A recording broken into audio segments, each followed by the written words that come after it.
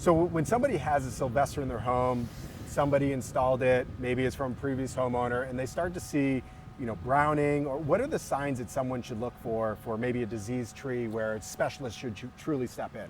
So, these trees, I'd rather someone see it in person, and usually that's when we capture the interest.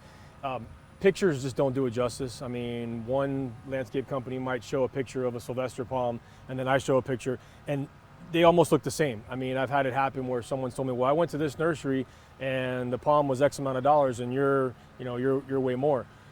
And I knew exactly what tree they were talking about because that tree was on a main road. I knew who the nursery was, and that tree actually still have a picture of it, about 6 months later, was almost completely dead.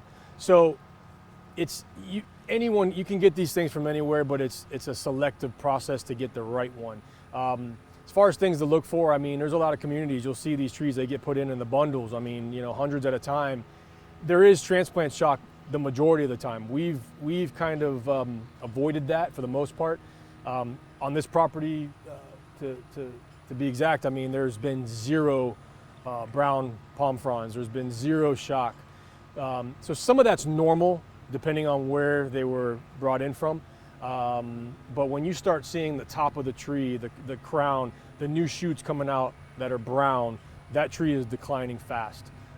So, look out for that. Yeah, that's important for homeowners to look out, and really it's perfecting the process. And that's something that you guys clearly have done. And even just translating that over to other plants, because there's a lot of, whether it's junipers or other plants that people see, they install them, they look beautiful, and then a week later they're all brown. Right. So again, environment, I mean, we know that in certain areas pests are going to be an issue. So pest control has to be part of the program. I mean, there's just no way around it. I mean, nothing is 100% maintenance free in that regard. I mean, there are responsibilities. I mean, these are perishable items. I mean, all this stuff. Yeah. So each particular plant has its own challenges, and we go over all of that. We don't just install this stuff and leave and we're out and you can't ever get a hold of us again.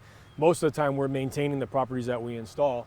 The other times we leave a very clear and concise protocol of what Right. needs to be done after installation. Absolutely, and that's the biggest thing, because it's not like a homeowner is just left empty-handed, they don't know what to do. You guys are giving the process, you're maintaining them, you're taking care of them, but it all comes back to selecting the right professional. Absolutely. Hiring right, doing your homework, knowing who you're hiring, and most of all, having a connection with that person, because construction is construction. Things can go wrong. It's a matter of what you do to go beyond. Absolutely. People see these trees on a lot of properties across South Florida, but getting this look is unique, and obviously, the way that you guys approach it is impressive.